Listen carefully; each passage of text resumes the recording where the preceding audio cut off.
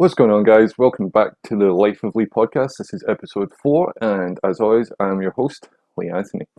Last episode, I spoke a bit about my experience with drugs.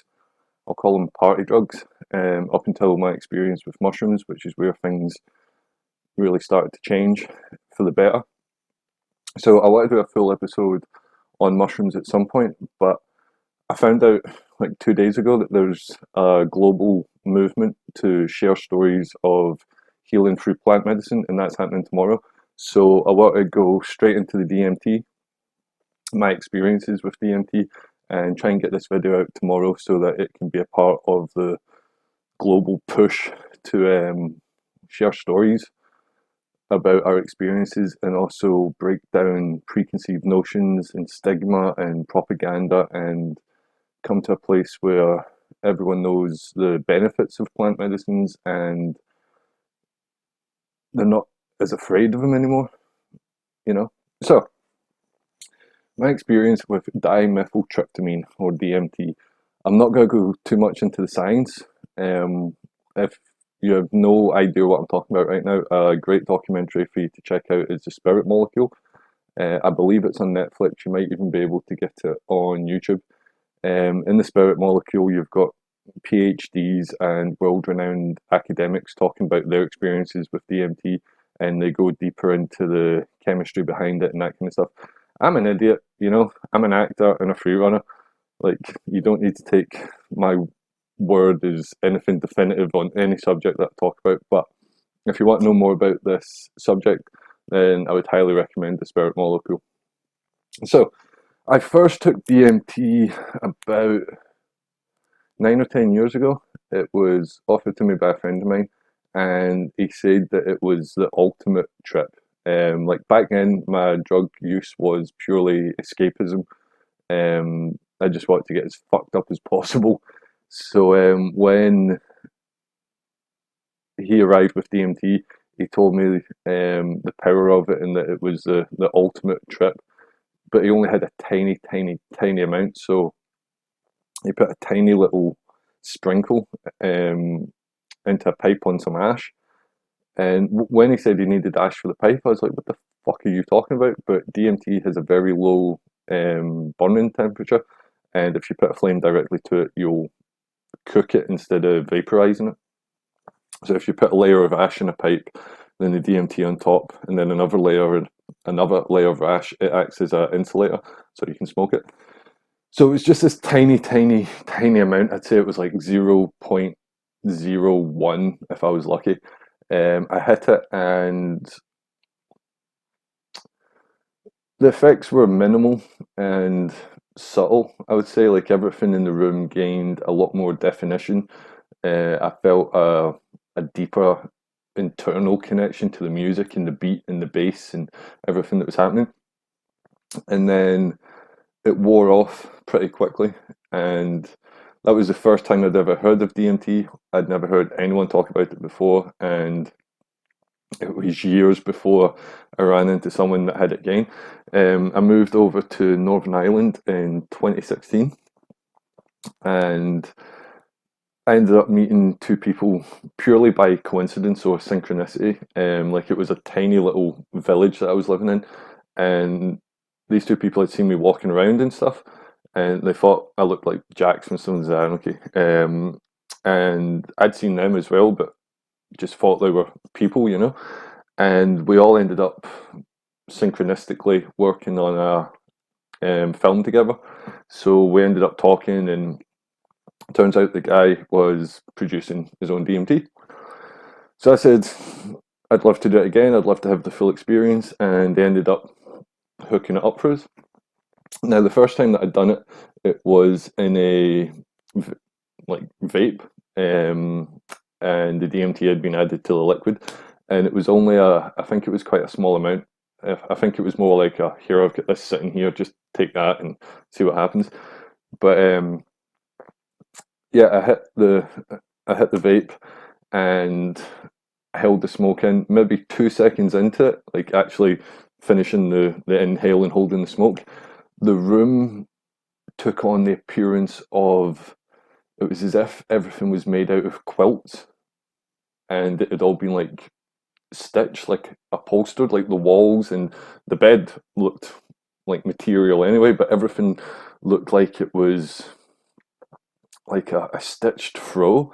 It was so bizarre. So those visuals took place, and then the walls started bouncing inwards and outwards. Like all four walls were coming in and out together. And I was sitting like, yeah, this is pretty cool. And then I started to see loads of Egyptian iconography.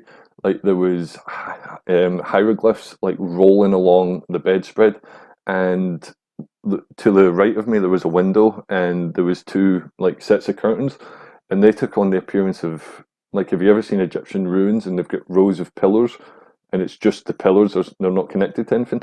That's what they look like. And then sand started blowing in between them, and I'm talking, this was so detailed I could see individual grains of sand, and the room started to change to like some, it looked like some room inside the pyramids or something. It looked like a tomb, or it looked like it was candle lit and carved out of stone, and it was bizarre. But absolutely fascinating to have your reality change like this. Like any other trippy drugs I've done, like you take ecstasy and you look at something and it's waving a little bit or it's bouncing a little bit. When I took acid, like I didn't have strong geometric visuals or anything like that, but when I was walking home, it was as if the ground was a sea, like it was rolling and as if it was waves.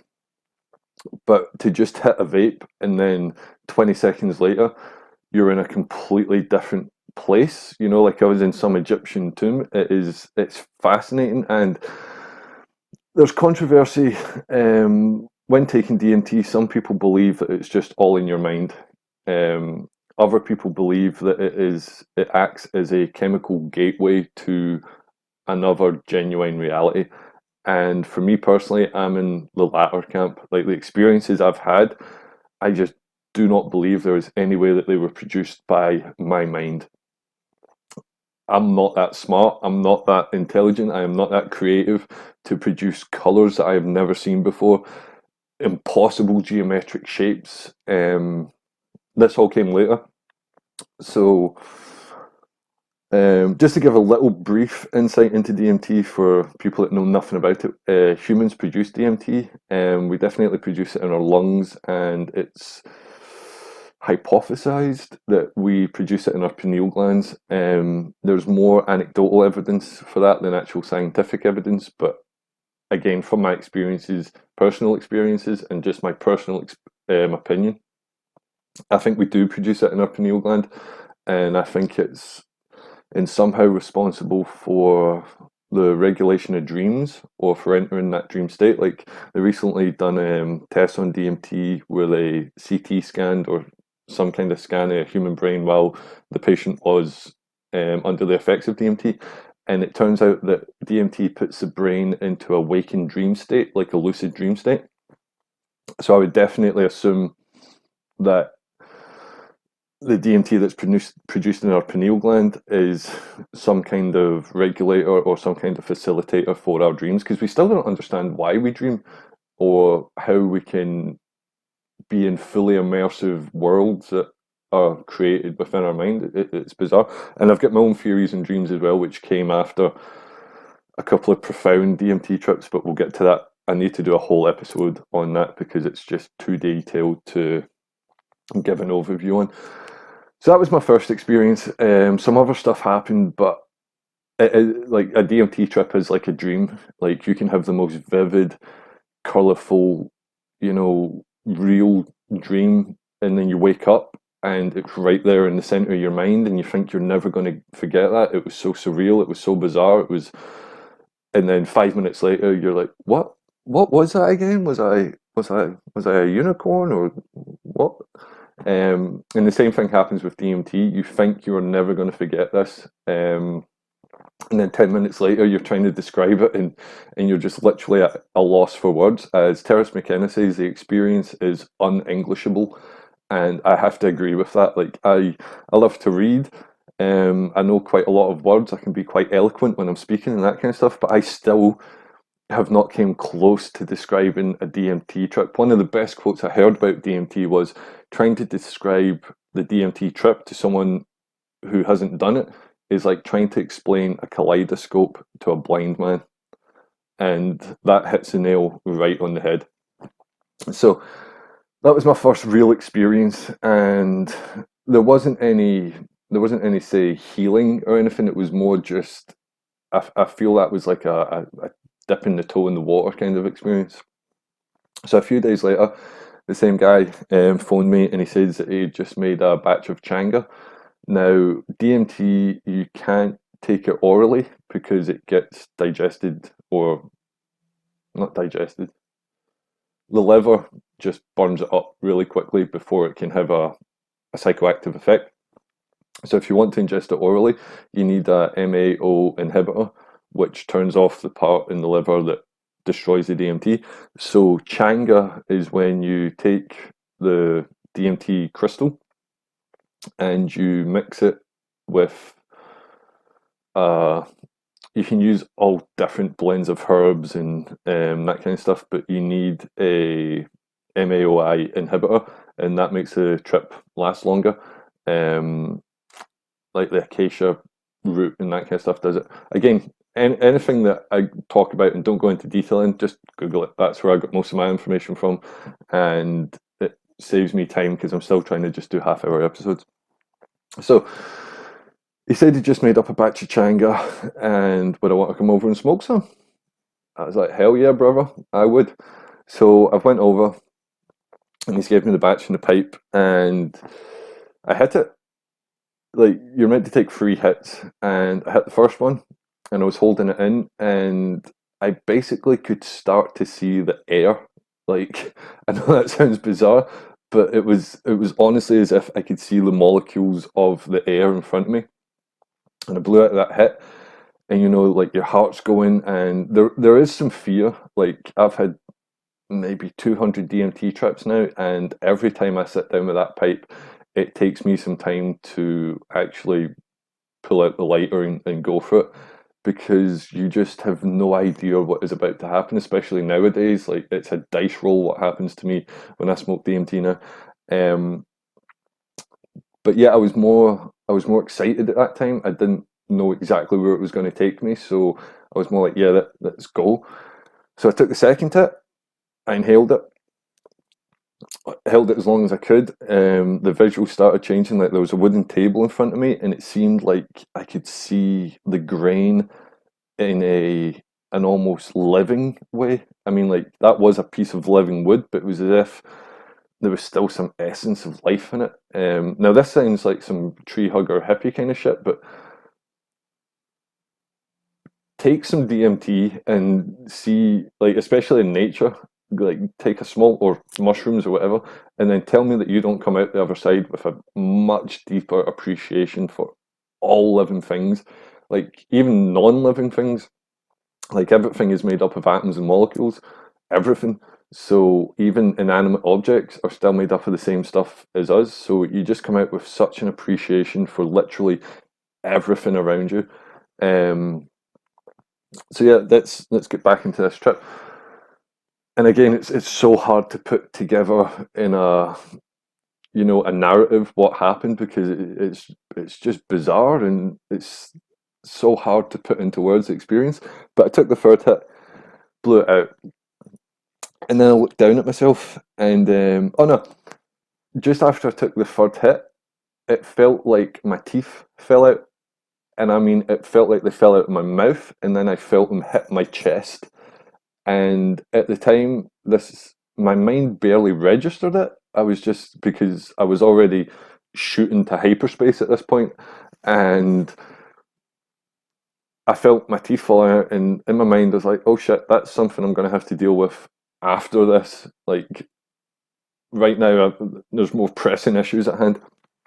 So I felt my teeth fall out, and I looked down at myself, and it looked as if I was made out of glass balls that had been all different sizes, that had been like glued together into the shape of me. And as I looked down, I shattered, and it was like, see in cartoons where like the Roadrunner like gets freezes Wile E. Coyote or whatever, and then he gets hit with a hammer and like they shatter from the bottom up. That's exactly what happened, and everything shattered, and it felt like there was just one tiny sliver of me left that was holding my place in this reality. So I looked up, and suspended above me was the exact same configuration of glass balls that had just made me up. And when I looked up, they all fell like individually, and it was like Tetris. They fell into place and built me up again. And I was like, holy shit. Like for a second, I didn't exist. There was just this one tiny part of me that was keeping my outline, but my actual physical center was gone. So then, as I looked down, it smashed again, and then I looked up, and all the balls were suspended again. And I'm talking like this is the first 5 seconds into the trip, um, and then this started happening like rapid, like I was like just disintegrating, rebuilding, like rapid, and then I went bloop, and I shot into hyperspace. I shot into, like, I know now, it's kind of referred to as the waiting room. Like my first experience wasn't a full breakthrough experience, but I was in the waiting room, and it is an infinite construct of pure geometrics. Like it's so hard to describe, but it is so breathtaking and so beautiful. Like I love nature. I love mountains and trees and valleys and sunsets, and I try and see with my own eyes as beautiful vistas as I possibly can because it makes me feel better.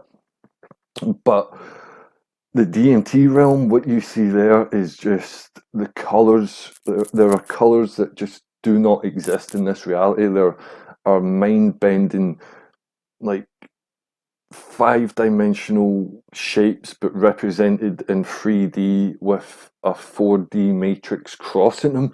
It's so, like, I wish I was an artist. I've seen some incredible DMT artwork, Alex Gray, others, and I wish I had the power to even like if I could replicate a percentage of what I seen, then I'd be happy. But it's just it's too vast. It's just there's just too much to take in. So I spent some time there, and I was just flying around. I didn't meet entities that time, but it felt as if there was two entities at the very, very peripheral of my vision, and it was as if they were shadows. And once I realized that they were there, I was trying to look at them, and every time I looked, it was like they were hiding behind my peripheral. And then when I looked, excuse me, when I looked forward again, they were creeping back around again. And then I realized that they were kind of playing a game with me, and they started talking to me. Now, when entities talk to you in the DMT realm, or at least to me, it's in your own head, but you know that it is a completely disassociated voice or being from yourself. And it was as if they weren't talking to me in words, it was more feelings and emotions and images. And it was as if they were saying, like, don't worry about us, we're cool, just look ahead. Look at all this prettiness. You don't need to look at us. We're all right. We're just keeping an eye on you. Look ahead. Look at everything that's in front of you. This is what you're meant to be seeing. And there was slight time dilation. Like the trip in this reality lasted under 20 minutes, but when I was there, it felt like I'd been away for maybe a couple of days, and I just cannot remember what I saw other than it was absolutely beautiful, and it was like emotionally beautiful. Like when you look at this, you want to cry just because you've been blessed with seeing such beauty that is you can't even begin to like imagine it in this reality unless you've had a glimpse of that realm. You will never be able to picture what it is like. and it's a shame that a lot of people will never do DMT just down to fear or other people's opinions on it or culture or family rules and traditions, all this kind of stuff, because it's a gift to be able to see this. So I've only got 10 minutes left, so we'll crack on a little bit here. So that was beautiful. That was absolutely profound, and I came out of it with just a sense of, number one, a sense of love for the people that were in that room at the moment, and also for the guy that had given me this experience. Like, I would have paid £1,000,000 for that experience if I had £1,000,000, and he gave it to me for free. So that's love right there. Oh, someone's got a nice car.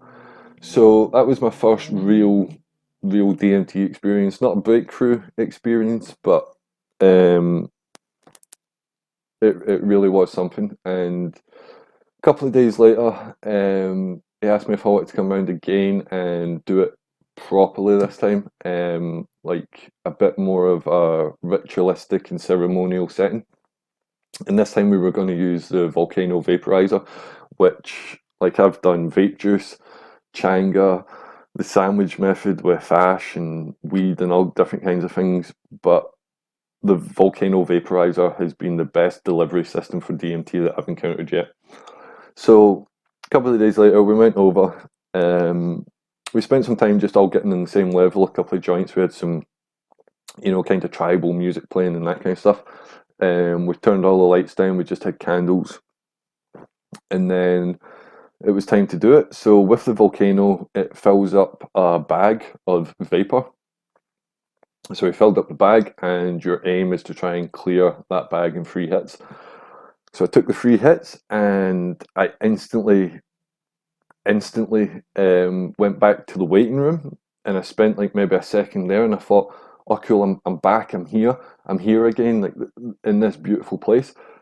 But then I broke through, and if I thought the waiting room was fantastical and unimaginable, and actually breaking through into the DMT realm, everything that I've just described, times that by 1,000,000,000 and add aliens, as Joe Rogan says, it was, I mean, it was like rooms of, not just rooms, it was like palaces made up of these geometric grids and quantum matrices, if that's even a thing.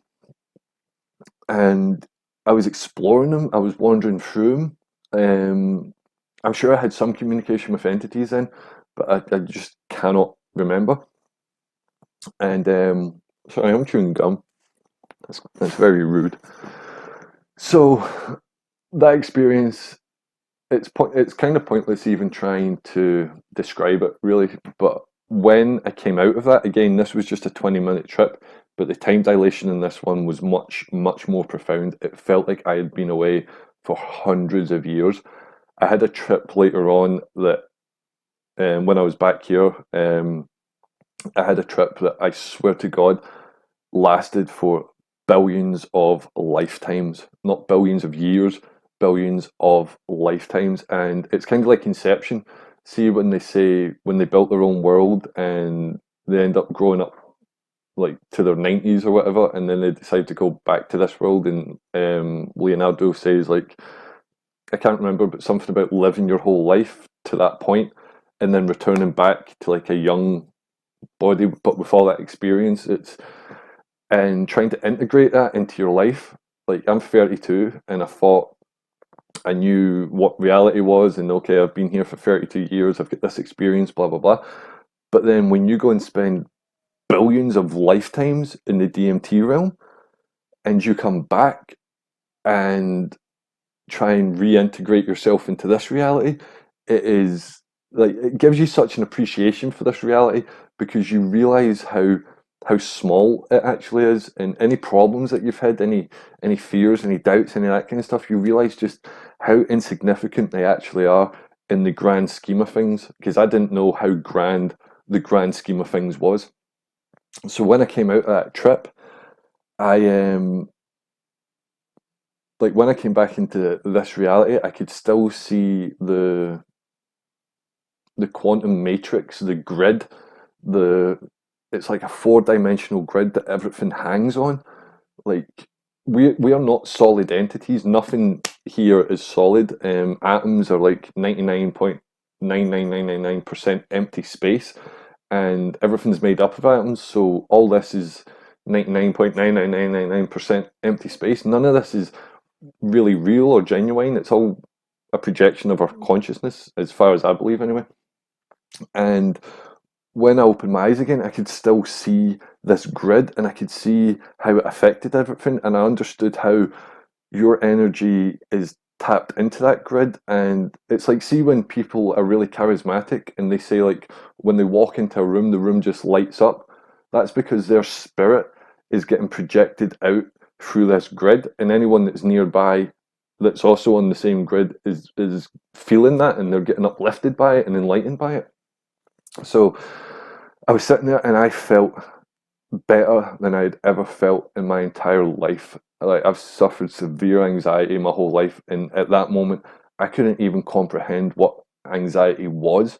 I could not think of a single scenario where I would not feel confident and sure within myself. And the other thing was, in my body, I just understood movement. Like, yeah, I've trained parkour for quite a long time, but I stood up and it was as if I instantly understood all the moves in Tai Chi and why they make those set poses, and how when they move, they're flowing their energy around and they're clearing energy blockages. I instinctively knew all this. I instinctively knew how ballerinas felt when they were at the absolute peak of their agility and grace. And that's how I felt. I felt like I could have been a ballerina in that second. And the other thing was, I started talking and my voice just I felt my voice within my throat. I felt every vibration of every word I was saying. And I was trying to recount the trip, and I was like, excuse me for a second. And I just started singing, like just going, la la la la la la la. Like, I cannot sing worth a fuck. If you've watched this podcast so far, you know that. But in this moment, I had complete vocal control over my voice, and I was singing like a fucking angel. I swear to God. So, I mean, like, at the time, I was going through some difficulties. Like, I was having some arguments with my ex at the time and all this kind of shit, and all that just instantly faded away. Every bit of animosity that had built up to anyone in my life, any doubt that I had against myself, anything that I had just been completely wiped clean. The way I explain it to people now is, when you take DMT, it's like, see your computer. When every website you go on, it stores cookies, and over time, all them cookies slow down your computer. And then when you go in and defrag it and delete all that stuff and blah blah blah, your computer starts running really quickly again. That's exactly what DMT does. It wipes away all the programming that you take in from watching TV constantly, listening to movies, um, the culture that you're in, how that affects you, like the opinions of other people, how that affects you. Anything that comes into your mind and stays there that's not a part of you, DMT just washes all that away, burns it all away instantly, and you're allowed to focus on exactly what it is you want to do. You're allowed to think only the thoughts that you are thinking, not influenced by anything else whatsoever. And it is so freeing. It is, you literally feel like you can take on the world. Like, when I just came out of the trip, I stood up and I just knew within myself that I was going to be successful at some point, whether it be through acting, through free running, through the band, through podcasting, through anything.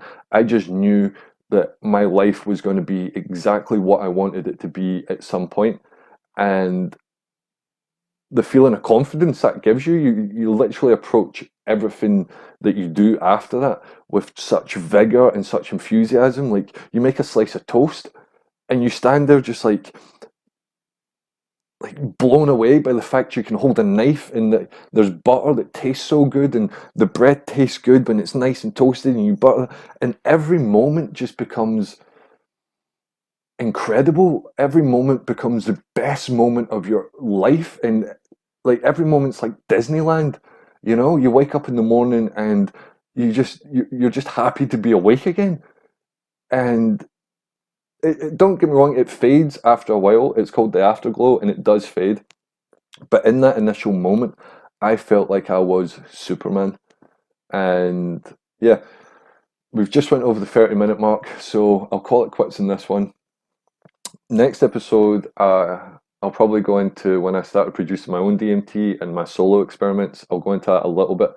But as always, this podcast, I started this to tell my stories from when I went camping with DMT, because that's when it started getting really crazy. And out of all the trip reports that I've read, all the videos that I've watched, all the people that I've heard talking about DMT, I've never heard anyone have an experience like what mine has been since I went camping.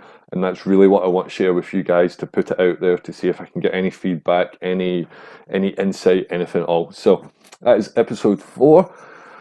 For everyone that's been stopping by, thank you very much for watching. But for everyone that's been reaching out to me, I honestly cannot tell you what it means to me. And I'm not talking about like there's been thousands of people reaching out. I'm talking like 5 or 6 people reaching out. But what they have said has been so honest and so thoughtful and so inspiring that, you know, I'm just incredibly humbled by it, and I thank every single one of you for supporting me in this journey. And for anyone watching this in relation to the thank you plant medicine, welcome everyone. I'm glad that this is now taking on a global community, and I am incredibly grateful to be a part of it, and I hope that we can create some kind of revolution, and it's going to be nothing but love. So yeah, I'll catch you in the next episode. Peace out.